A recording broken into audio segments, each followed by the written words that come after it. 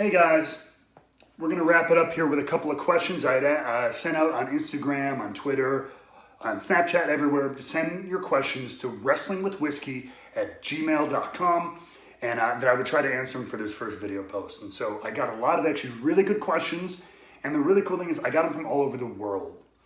That was very humbling for me, and I want to say thank you first and foremost. And what I mean by that is I'm going to start right into it. First question comes from Mohammed in Libya. Libya. This is the kind of reach we have with this community, with this online community, with this whiskey community and like that. Which is funny because Mohammed's question isn't necessarily about whiskey. He asked about travel. He wants to say, when visiting a country or city, what do you rank the following in terms of importance to you? Historical places, nature, shopping, and food. It's a really good question. Thank you, Mohammed. It's a really tough question too, because all of those things are really important. And I'm lucky enough to travel and see the world and see all kinds of places. Places like Europe, places like the Middle East, places like Asia. And honestly, if I'm being honest, I would say historical places are first because I think history is huge. You know, we gotta learn about our past. We gotta learn about our history if we're gonna, learn from it. You know what I mean? Or else you're doomed to repeat it. And I think it's important to preserve that and to respect it. So that's number one on my list. Number two, man, it's gotta be food. Outside of whiskey, I love food. I'm not a foodie. I'm not gonna be a douche and say that. But I do love food and I love trying different stuff. Ramen in Japan, corned beef and cabbage in Ireland, pastries in France, things like that. Man, I love trying different foods. So food's probably number two for me. Nature after that, because we only got one planet, guys. So when you can find a beautiful part of that environment, enjoy it. Take only pictures, leave only footprints, right? And then shopping after that. I love shopping. Always want to get the missus something when I'm traveling abroad. But, I mean, more importantly is bringing home memories and experiences from traveling the world. So thank you, Mohammed, all the way from Libya for our first question here at Wrestling with Whiskey. Next, we've got Matthew, who is asking about why... I saw you're not a fan of Scottish whiskies. What have you tried? I'm from England, so Matthew's from England. So he's rather proud of what his neighbors produce in Scotland. I haven't been into Scotch. I'm not saying I'm done with Scotch. I'm not saying I'm giving up ever drinking Scotch. My dad loves Scotch. I just gotten so into bourbon and American whiskey and things like that, that the Scotch profile is still pretty kind of harsh to me. Which is funny because I've talked to a lot of Scotch drinkers who think bourbon, or even especially rye, is very harsh to them. It's way too spicy and everything. But the peatiness and the kind of not grain, but like, yeah, just that smoky, dirty quality kind of scotches, which people love. I haven't gotten used to yet, but I have not given up, Matt. And when I come to the UK, I do plan on visiting some lovely Scotch shops, some whiskey shops, which I'm sure I'll pick up a bottle for my old man and a bottle for me, because I don't want to close my mind from anything. So I will definitely be expanding more into the Scotch world. Thank you for the question, all the way from England. First two international questions. Next we have Mark, who has a very simple question. I love how, the question is, how fun is it going around the world drinking whiskey? It sounds amazing. It is, quite frankly.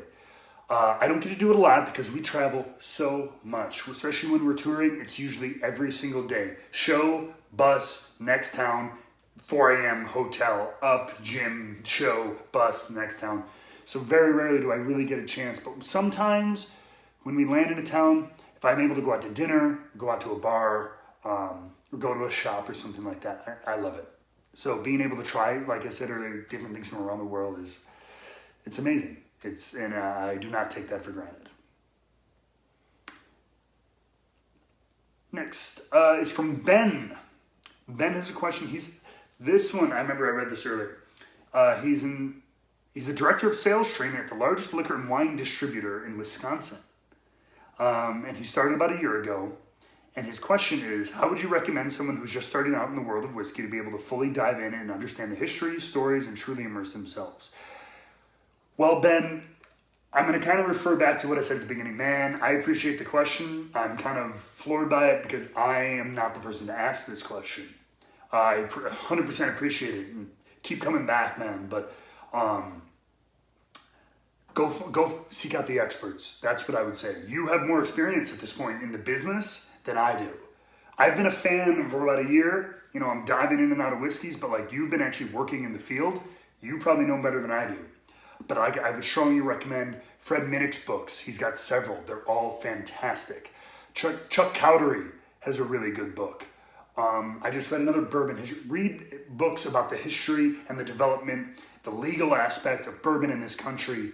It's really, really good. So just dive and immerse yourself in that. A lot of them are on audiobook, so you can read them in the car or listen to them. But just immerse yourself. Find magazines and just find the culture. Seek out groups on Facebook and Instagram. That's kind of what I did. So I would do that. But for sure, seek out the experts. Talk to distillers even too. That's the best part. If you can attend seminars with distillers or, you know, master distillers, go down to Louisville, or if they are in your area, sometimes they travel, seek those out. Thank you very much, Ben. I got a couple of questions here about wrestling stuff. I'm going to try to keep all my questions to whiskey related because that's what this page is about, but I'll indulge a wrestling question from now and then. Robert wants to know what goes through your mind before delivering a promo. Absolutely blowing the audience's mind. That's the one thing in this business I'm more confident about than anything else, is putting a microphone in my hand and talking to the people. Give me an audience and a microphone and I will be the most comfortable I've ever been. I get nervous and excited, but I am so confident with a stick in my hand that I can make you feel something, whether it's hating me or loving me. I am so confident in it that it makes me really, really excited. So, not whiskey related, but thank you for the question, Robert. Brad wants to know, what's the best whiskey you've had for under $15? That is a really good question because I think there's a huge issue with people always going for super expensive whiskeys, thinking that they're automatically better. They're not. Often they are. There's always a really good, fancy and rare bourbons and whiskeys out there, but there are so many good bottom shelf whiskeys. Under $15, the one that pops off the top of my head, and a lot of bourbon lovers will already know this, is the Heaven Hill Bottled in Bond. I was lucky enough to have the last time I was down there. It's a Kentucky-only release. Sometimes people will mule it out of there, but you can get it for $11 for a 750 milliliter, and man, it's like, it may not blow your mind, but man, it is a really good damn whiskey for $11. Things like Old Grandad, which depending on where you get it, can be less than $15, is really good. Old Grandad Bonded is probably closer to 20, but it's also really good for like bottom shelf. Very Old Barton, if you can get it for around 15, is really good. And again, it also comes in a bottled in bond, which might be a little bit, again, closer to 20, 25, but still, it's a steal of a great bourbon at a really low price. There's a lot of those. I would not pass up some certain bottom shelf bourbons, especially if you see the label bottled in bond. It's a pretty good likelihood that it's a quality bourbon. So that's a really good question, something always to keep in mind. Jorge from Chile would like to know, what can you say about being in Chile last October? Again, this is a wrestling question, but I'll kind of put it up as a travel question. He wants to know what I thought about being in Chile, and I loved it. Chile is such a beautiful country, and the fans there for us when we came were incredible. So thank you very much to all the Chilean fans. I cannot wait to come back. Holy crap. I want to see you guys so soon, and I want to challenge Lucho Jara to a singing contest because I'm going to blow him out of the water. On the spirit side, I had an opportunity to go on a tour of a Chilean winery, and it was really good. They have very sweet, very delicious wines, and it was really cool to see the story because it was very old, a lot older than the wineries here in the U.S. So I love Chile. And our last question comes from Rusty, and Rusty says, I know you like to try all types of flavors of whiskey or bourbon on the road, but do you have a go-to whiskey and or bourbon, one that you like more than any other? It's a great question to end on because, you know, we all got that daily drinker. We all got something that we always go back to time and time again. In my travels, I've been lucky to pick up a lot, so I'm spoiled for choice. So I'm still developing my palate. I'm figuring out what I like so much. I don't have a whole lot of go-tos, man. Rusty, I'm looking back here. There's a couple that I love. I will say Blanton's is really good. Eagle Rare is a Buffalo Trace product that when you combine it, it's usually $30, $35, but it's a 10-year product. It's really good. Never expensive. And sometimes stores do single barrel picks of it, which are awesome, and really, really good. Sometimes even older than 10 years, which is cool. So I love that as a go-to. Henry McKenna 10-year bottled in bond is another one. Won the San Francisco Spirits Competition, best bourbon. I'll grab it real quick. And everyone thought it was going to disappear off shelves.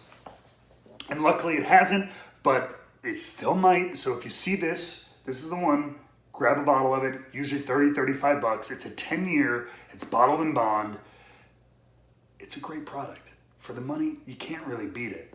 So, other than that, the single barrel picks I was telling you about before, Knob Creek, Russell's Reserve, those are usually in the $30 to $40 range. But I have a Knob Creek pick here that's 14 years and barrel proof that I got for $39. Most other times when you have a bourbon that old, at that high of a proof, you're spending $100 or more sometimes.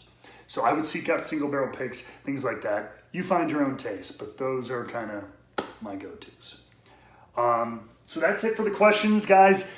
I was way more long-winded than I intended to be. I hope you enjoyed the episode. I hope you come back for more. Please send questions to WrestlingWithWhiskey@gmail.com.